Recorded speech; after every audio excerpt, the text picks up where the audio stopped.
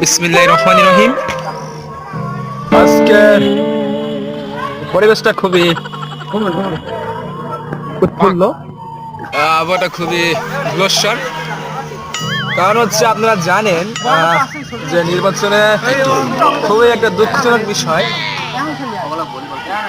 যে বাংলাদেশের নির্বাচনে আমার মতো লোক, আমি মুহি, আমার মতো লোক যে জায়গায় আপনার ওরা কি বলে নমিনেশন পায় না, এটা কোনো কথা?